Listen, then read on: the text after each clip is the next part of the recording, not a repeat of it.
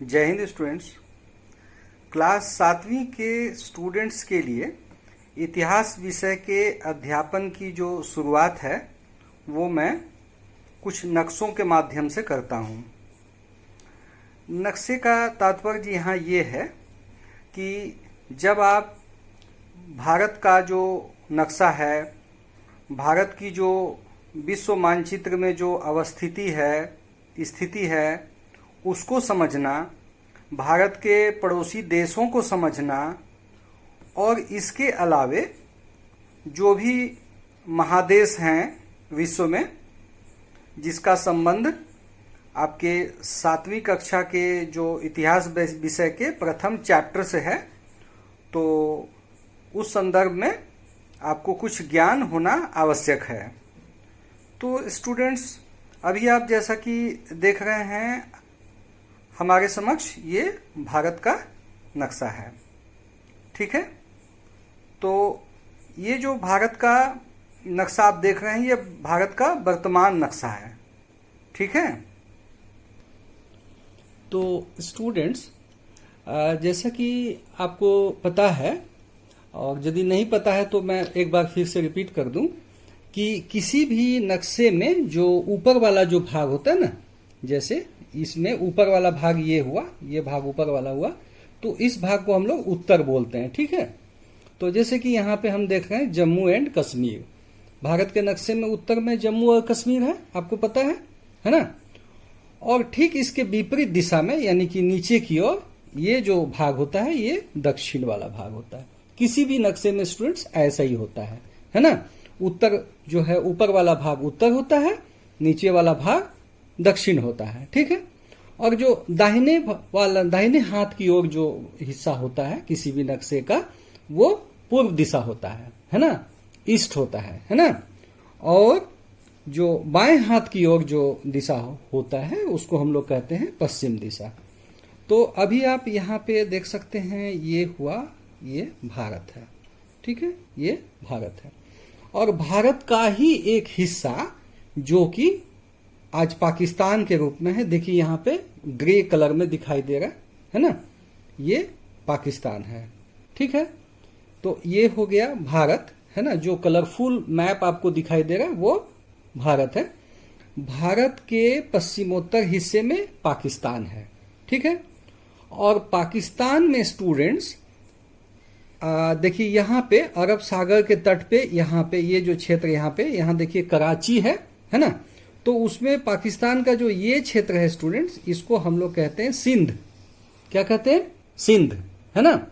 हम लोग जैसे कि नेशनल एंथेम में भी बोलते हैं ना, जन गण मन अधिनायक जय है भारत भाग्य विधाता, है ना। पंजाब सिंध गुजरात मराठा बोलते हैं ना, सिंध स्टूडेंट्स।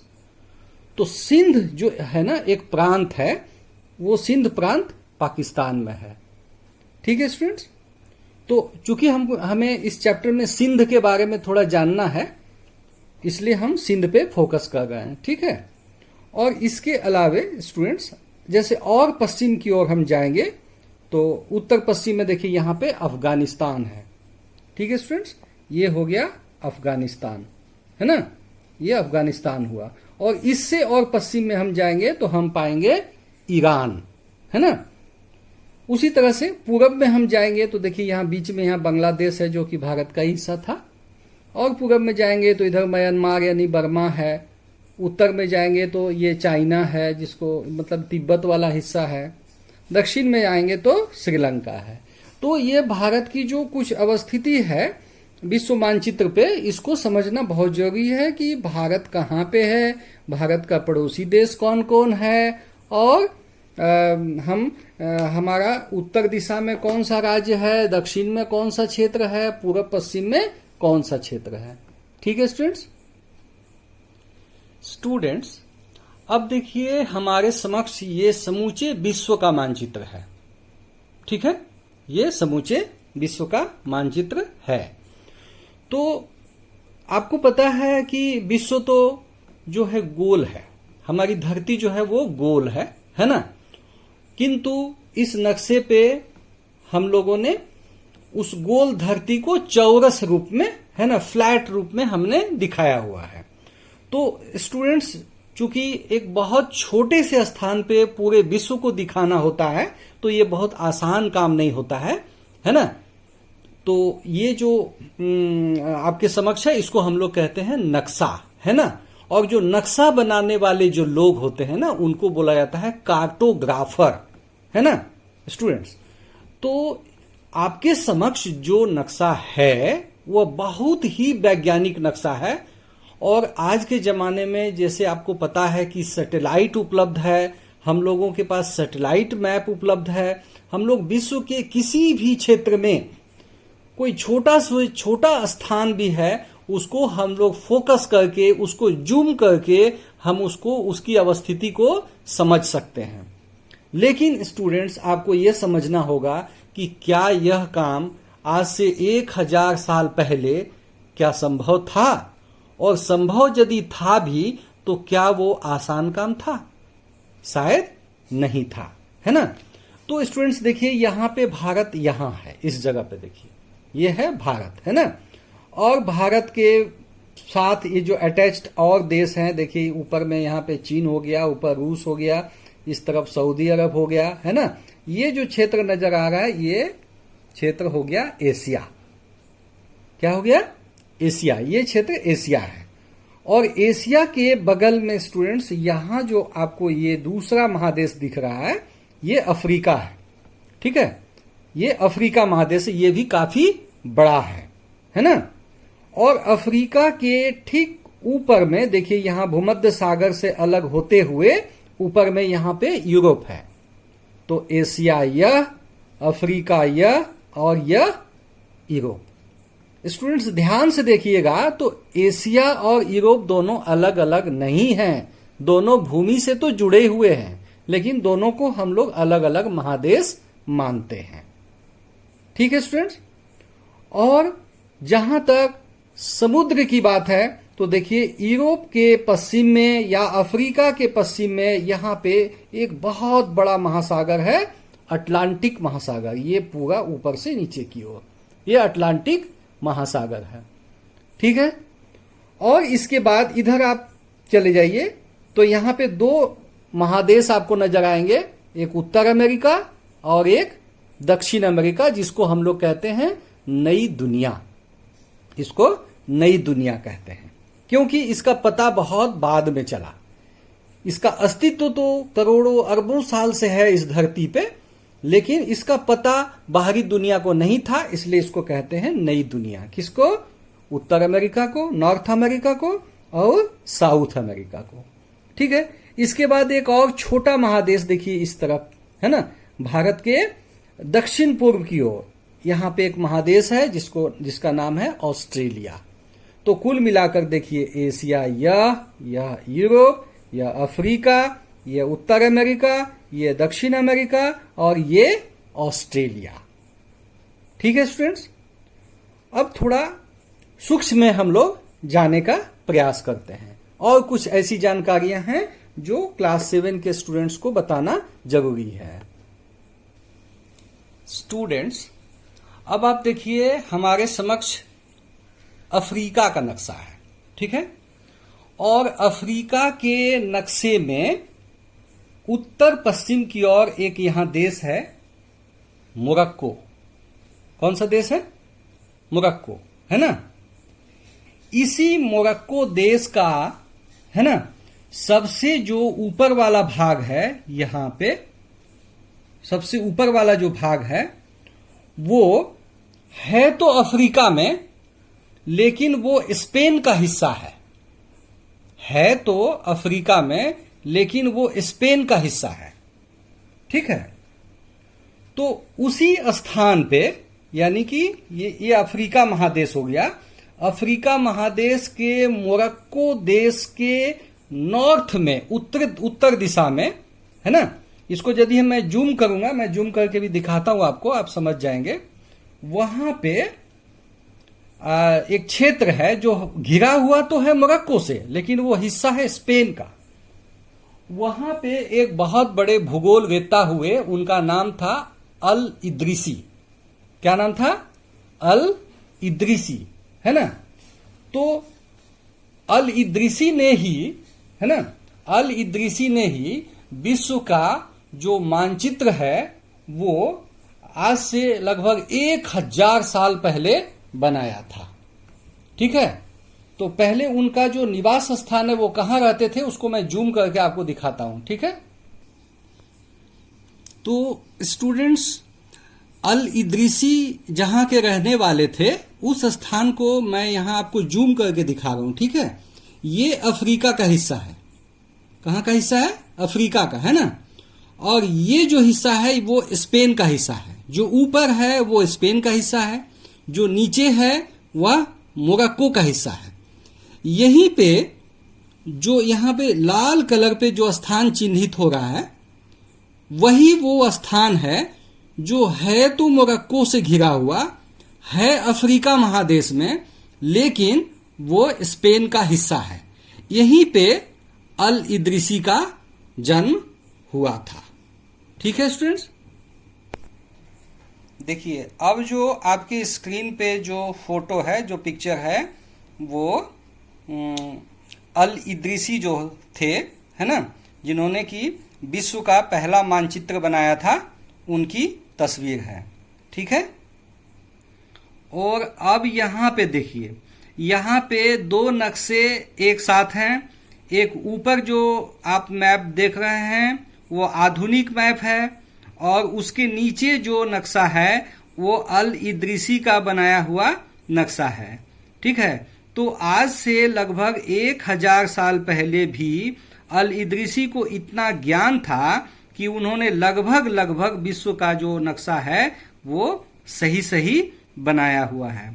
देखिए इसमें भारत की स्थिति को आप समझ सकते हैं कहाँ पे है ना। इसमें भारत की स्थिति देखिए यहाँ पे, है ना, ये हो गया अरब, यहाँ पे भारत, यहाँ श्रीलंका को दिखाया गया है। ठीक है, तो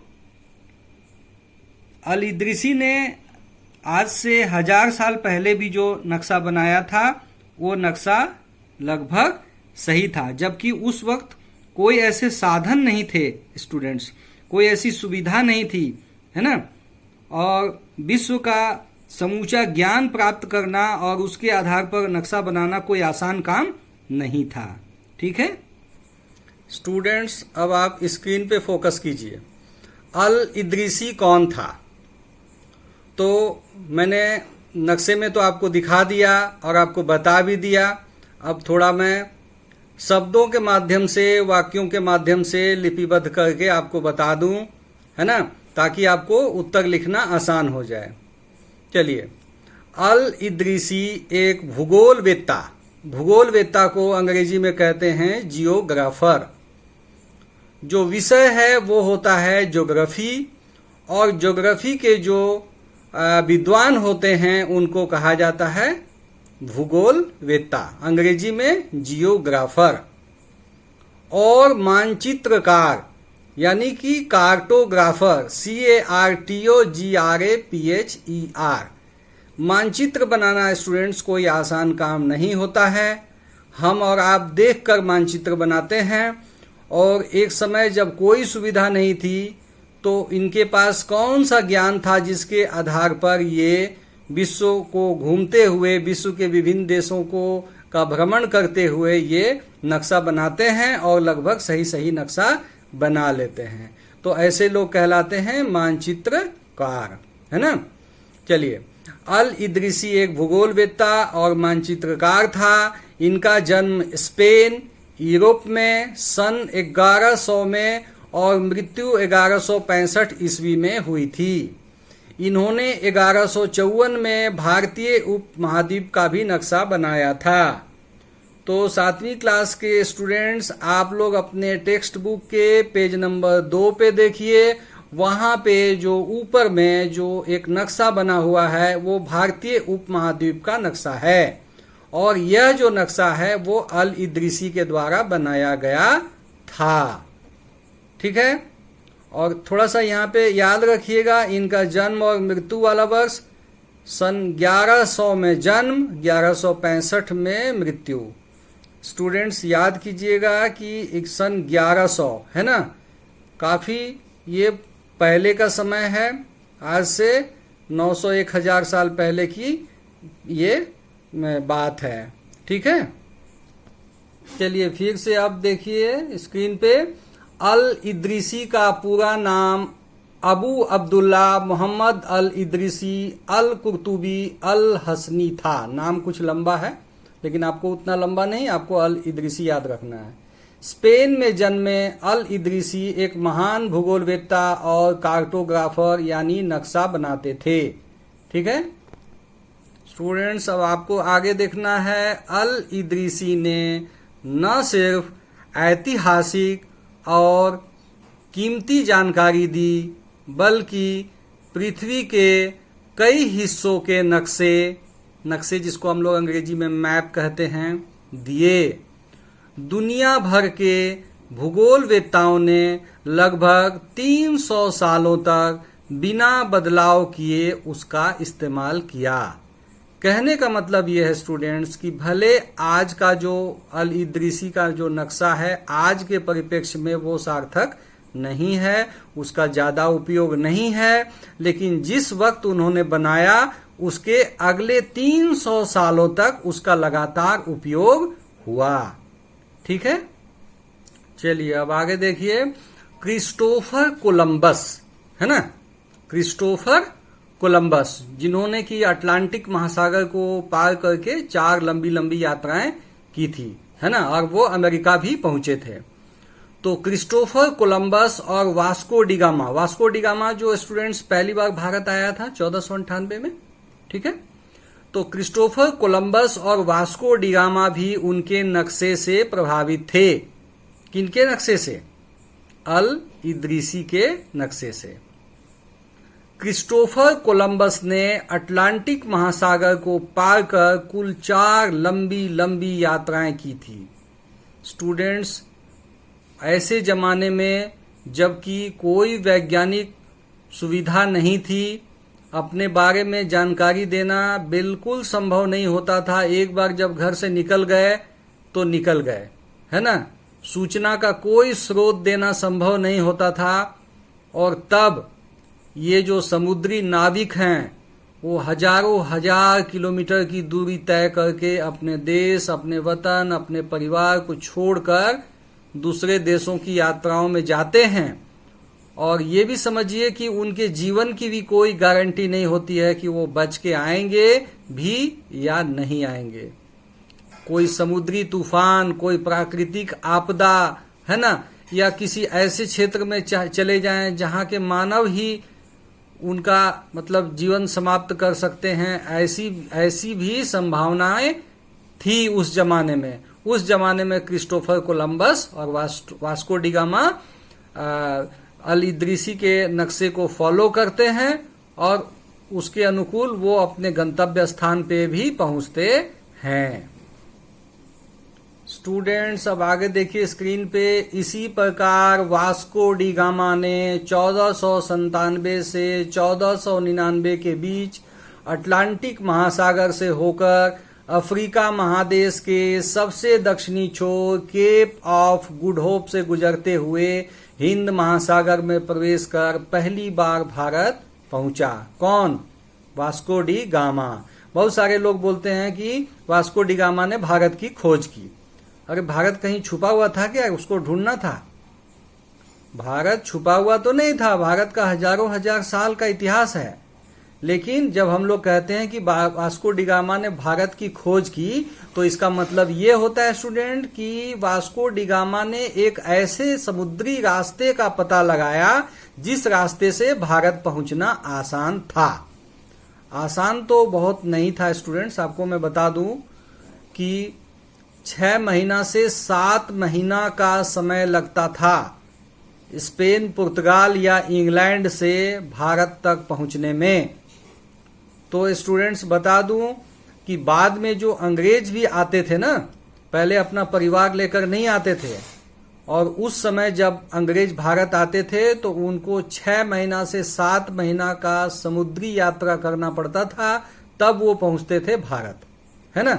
लेकिन बाद में स्टूडेंट्स वो थोड़ा आसान हुआ जब मोटर वाले जो जहाज चलने शुरू हुए, जब साइंटिफिक डेवलपमेंट हुआ तब क्या हुआ कि 21 दिन 22 दिन से लेके 25 दिन के अंदर इंग्लैंड से, स्पेन से या पुर्तगाल से भारत पहुंच सकते थे लोग, या पहुंचने भी लगे थे।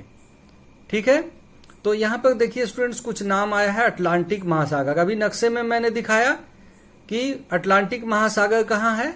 तो आप मैप खोलिएगा, विश्व का मानचित्र खोलिएगा, उसमें देखिएगा कि कहाँ पे है स्पेन और कहाँ पे है भारत और कहाँ पे है पुर्तगाल। तो किस प्रकार से पुर्तगाल से वास्को डिगामा चलते हैं और एक लंबी यात्रा के बाद, लगभग 8 से 9 महीने की यात्रा करने के बाद वो भारत पहुंचते हैं। ठीक है स्टूडेंट्स, अब फिर से एक बार देखिए, विश्व का मानचित्र आपके सामने है। ठीक है, यहां पे देखिए यूरोप का पुर्तगाल, जहां के वास्को डिगामा रहने वाले। ठीक है, तो वास्को डिगामा यहां से चलते हैं। ये देखिए पूरा का पूरा अफ्रीका महादेश है और ये अफ्रीका महादेश से सटते हुए किनारे किनारे है ना, अफ्रीका महादेश से कि किनारे किनारे वाले रास्ते से चलते हुए है ना, इस तरह से दक्षिण की ओर जाते हैं। इस तरह से दक्षिण की ओर जाते हुए यहाँ पर ये लगभग 10,000 किलोमीटर से भी लंबी यात्रा यहाँ तक में हो जाती है, यहाँ से लेके यहाँ तक में। उसके बाद फिर अफ्रीका महादेश से आगे निकलने के बाद ये समूचा अटलांटिक महासागर होता है स्टूडेंट्स। ये पार्ट जो है ना, अफ्रीका का पश्चिमी हिस्सा अटलांटिक महासागर, वहां से अब यहाँ से देखिए, यहाँ से हिंद महासागर, यहाँ हिंद महासागर लिखा हुआ है, हिंद महासागर में अब यहाँ से प्रवेश शुरू होता है। और इस तरह से जबकि कोई जानकारी नहीं थी, अब ये अफ्रीका का एक चक्कर हो गया समझिए। और इसके बाद यहाँ से वो पहुंचते हैं भारत के कालीकट में। कालीकट कहाँ पे स्टूडेंट्स, ये देखिए ये भारत हुआ। ठीक है, भारत के कालीकट पहुंचते हैं। तो कालीकट जो है वो केरल में है। ठीक है, तो आप देखिए ये लगभग 15,000 किलोमीटर की यात्रा है और लौटने में भी इतना ही मेहनत करना है। देखिए यहां से चलना है और जबकि कोई उनके पास कंपास नहीं, कोई जानकारी नहीं, कोई दिशा का स्रोत नहीं, कुछ नहीं है ना। और तब उस स्थिति में यहां से फिर भारत से लौटना, ये अफ्रीका का पूरा चक्कर लगाना और ये चक्कर लगाने के बाद इस तरह से पुनः अपने देश लौटना, इसमें 8 से 9 महीने भी लग जाते थे एक यात्रा में, एक और की यात्रा में। तो यही रास्ता है स्टूडेंट्स, ध्यान दीजिएगा, ये रास्ता है वास्को डिगामा के भारत आने का। तो इसी रास्ते की जब खोज हुई तो कहा गया कि भारत को खोजा गया। भारत को खोजना नहीं था स्टूडेंट्स, भारत तो था अपने जगह पे,